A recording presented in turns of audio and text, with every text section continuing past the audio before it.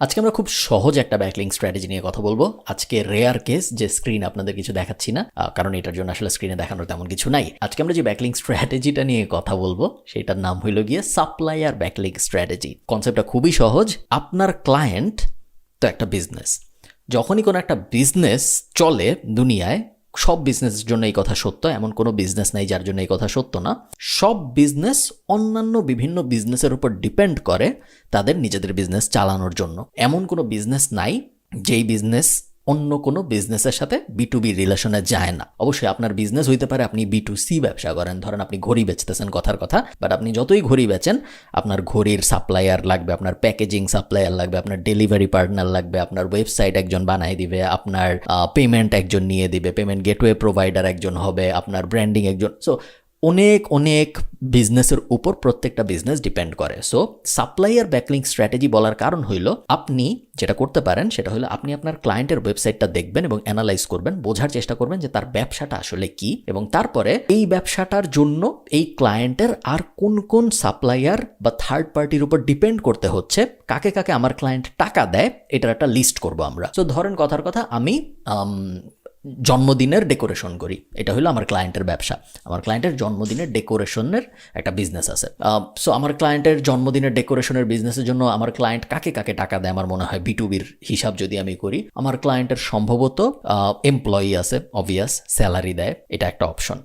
এরপরে আমার ক্লায়েন্ট নিশ্চয়ই বিভিন্ন ভেন্ডরকে টাকা দেয় বেলুন কেনার জন্য, বাতি কেনার জন্য, জন্মদিনের ডিজাইন করতে যা যা লাগে ওগুলোর জন্য। এটা যেহেতু জন্মদিন, সো আমার ক্লায়েন্টের মনে হয় বিভিন্ন কেক কোম্পানির সাথে বা বেকিং কোম্পানির সাথেও ভালো সম্পর্ক আছে। জন্মদিনের কেকের সাথে যদি ভালো সম্পর্ক থাকে বা জন্মদিনের ডেকোরেশন আইটেমের জন্য যদি ভালো সম্পর্ক থাকে, তাহলে এই ডেকোরেশন আইটেম ডেলিভারি দেয় যারা, তাদের সাথেও হয়তো ভালো সম্পর্ক আছে। সো এইভাবে, এবং তারপর পেমেন্টের গুলো তো অবভিয়াস, পেমেন্ট গেটওয়ে, পেমেন্ট কিভাবে কালেক্ট করে, ব্যাংক ট্যাঙ্ক হাবি, ওগুলোর সাথে তো সম্পর্ক আছেই। তো এইভাবে আমি একটা লিস্ট করবো, একটা এক্সেলে বা একটা ডকুমেন্টে, কোথায় করেন খুব একটা যায় আসে না। লিস্ট করার পরে আমি চিন্তা করব এই যে যত সাপ্লায়ার আছে, এই সাপ্লায়ারগুলোর মধ্যে কোনগুলাকে আমি অ্যাপ্রোচ করতে পারি একটা ব্যাকলিঙ্ক নেওয়ার জন্য। নর্মাল মানুষ এবং সাপ্লায়ারদের মধ্যে পার্থক্যটা কি? পার্থক্যটা হলো এই সাপ্লায়ারগুলাকে আমি টাকা দেই, আমার ক্লায়েন্ট টাকা দেয়, সো এদের না বলার চান্স অনেক কম।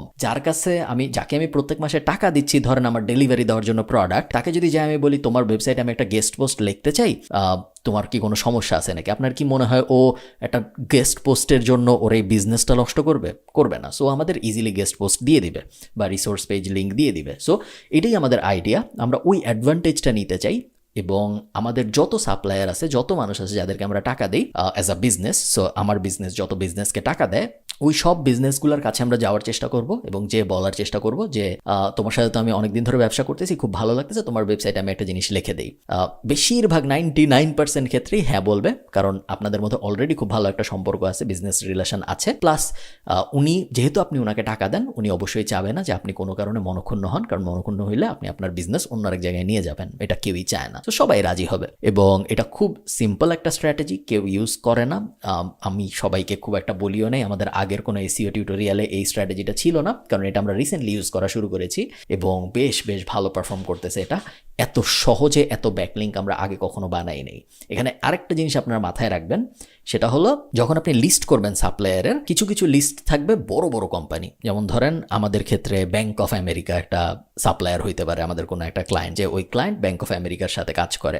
বা ধরেন ফেসবুক একটা কমন ওয়ান, সবার সাথেই সবাই ফেসবুকে অ্যাড দেয়, সো আমরা সবাই ফেসবুককে টাকা দিই, আমাদের সব ক্লায়েন্টই ফেসবুককে টাকা দেয়। এখন আপনি কি ফেসবুককে ইমেল করে গেস্ট পোস্ট দিতে বলবেন না, কারণ ওরা কখনোই দিবে না। সো আপনি যখন এই ইমেলটা করবেন, আপনি যখন সাপ্লায়ারগুলোর সাথে কমিউনিকেট করবেন, একটু জাস্ট ব্রেইন ইউজ করে বোঝার চেষ্টা করবেন যে কার সাথে কমিউনিকেট করলে আসলে সে রেসপন্ড করবে। ব্যাংক অফ আমেরিকাকে আমি যত ইমেল পাঠাই, ও কোনোদিনও গেস্ট পোস্ট পাবলিশ করবে না, ওর ওয়েবসাইটে গেস্ট পোস্ট পাবলিশ করার সিস্টেমই নাই।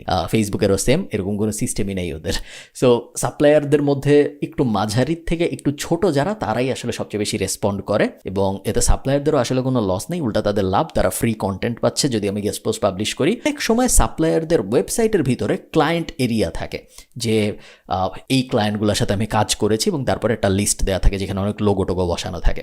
ওইরকম যদি হয় কোনো সাপ্লায়ার, সেই ক্ষেত্রে আপনার কষ্ট করে আর আর্টিকেল লিখতে হবে না, আপনি সিম্পলি আপনার ক্লায়েন্টের লোগোটা ওনাকে দিয়ে বলবেন যে ভাই আমরা তো আপনাকে টাকা দিই, আপনি এই লোগোটাও আপনার ওই ক্লায়েন্ট পেজে অ্যাড করে দেন, কারণ অনেক সময় সাপ্লায়াররা ভুলে যায় ওদের ওয়েবসাইট আপডেট করতে। So play around with this, চেষ্টা করেন এই জিনিসটা নিয়ে একটু চিন্তাভাবনা করতে এবং দেখতে আপনার ক্লায়েন্টের কী কী সাপ্লায়ার আছে নাই।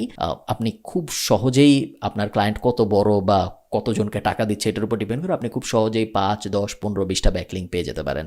এটা আপনি হয়তো ওয়ান টাইমই পাবেন, মান্থলি পেতে পারবেন না, বাট তারপরেও এটা কোনো লস না, এটা খুব বড় ধরনের একটা লাভ আমার মতে। সো ট্রাই ইট আউট, আমাকে জানাবেন কেমন কাজ হয়।